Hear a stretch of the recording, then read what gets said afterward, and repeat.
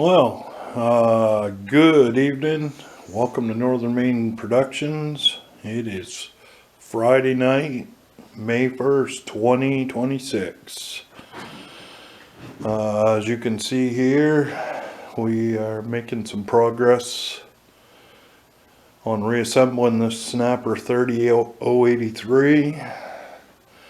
I made a pretty significant purchase this week. I bought two brand new Carlstar Turf Saver tires for the back of this machine. They don't give these things away. Not anymore. I bought these at the local tractor supply store in Holton. They actually had two of them right in stock.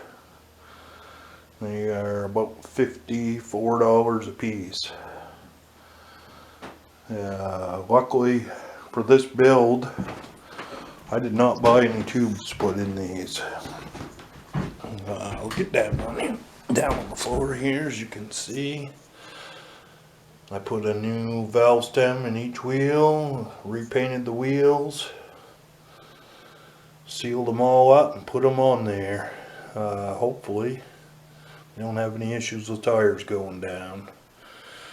The inside beads were in good shape on those wheels, so I'm thinking probably they're going to be good. I probably won't have to mess with them for quite some time. Wheels came out pretty decent. Let's see if we can show you guys the one on the other side.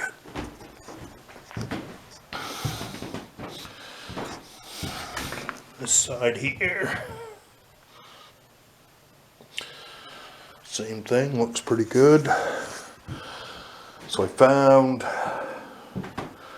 the original throttle control that was off from the Series 5 machine that this 11 horse engine over here actually came from. That's still in good condition, so I'm going to use it. I reinstalled the ignition switch. I put the clutch cable on, and I put the pads on the brake and the clutch pedal. Now, you all are probably gonna hate me for this, but I had this new old stock steering wheel conversion kit that a friend of mine gave to me quite some time ago. I was gonna put it on my 3081, but it does not fit the older machines. This fits handlebar style A2. So you gotta have the one that the steering shaft is split down in here. As you can tell, I haven't got the clamp on there yet. I actually gotta locate the clamp. I can't find it. May have to buy a new one or come up with something different. But the problem with that clamp is I disassembled the steering on this about 3 years ago because I actually broke the steering shaft on the 3081, and I thought I was going to take the one out of this and put it in the 3081, and that's when I realized they were completely different and they weren't interchangeable. The hole up here in the top of this upright is a different size on this machine. It's bigger. So I also toyed around with the idea tonight of hooking up the safety switches on this thing. I put that little, whatever you call it, in there for it's a little I don't know, it's some kind of a transistor or what the heck that thing is. It gives a signal to the engine, you know, if the shifting lever is not in neutral or if the deck's engaged, it gives a signal to the engine not to let it, to ground out the ignition, not let it start. But the issue is the safety switch is broke on the shifting lever here.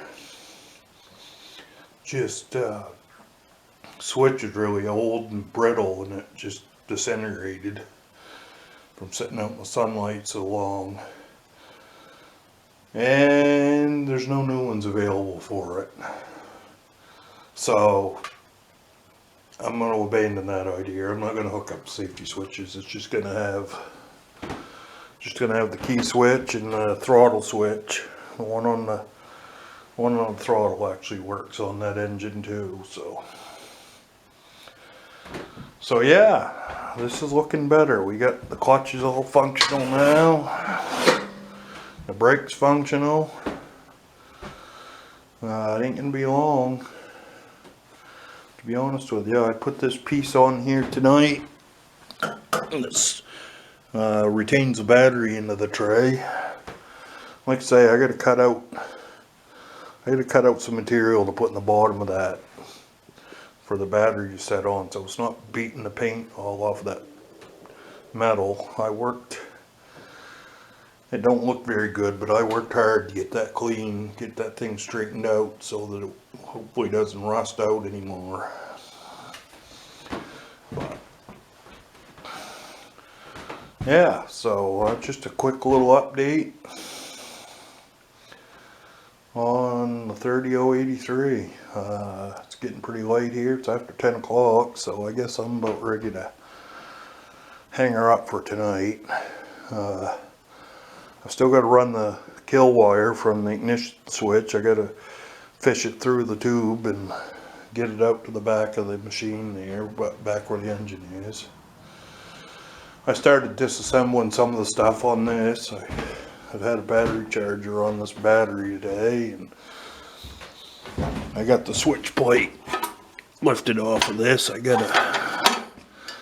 know what I'm going to do with that. I think I'm going to switch it and use the switch plate from that machine over there because it's a nicer plate. It's in better shape. But everything was working alright on this as far as I know. Last year the charging system was all still working on it after I fixed it. But the electric start was still working alright. The battery kind of got dead here over the winter, but anyways, I guess that's going to be it for tonight. I'm going to let you guys go. I hope you guys enjoyed this quick little update, because I'm sure enjoying putting this thing back together and seeing it actually materialize here, right here before my eyes. This is going to be pretty cool, I think. I've never done an in-depth restoration like this on a lawnmower in my life. I've worked on a lot of them, but I've never done anything like this.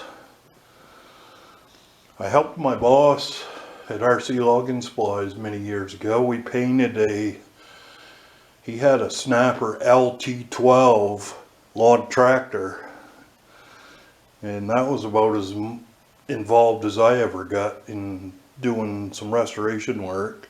Of course, that LT12 did the same thing that all these did. The paint was just horrid on that thing. We sanded it all down and painted it red again. So yeah. Anyways, I guess I'm going to let you guys go. My battery's going to die in this camera. I'll bring some more updates here. This might possibly be a two-part video. I'm not sure. If it's not, this will be part 10. So, well, you guys have a good one. Bye bye.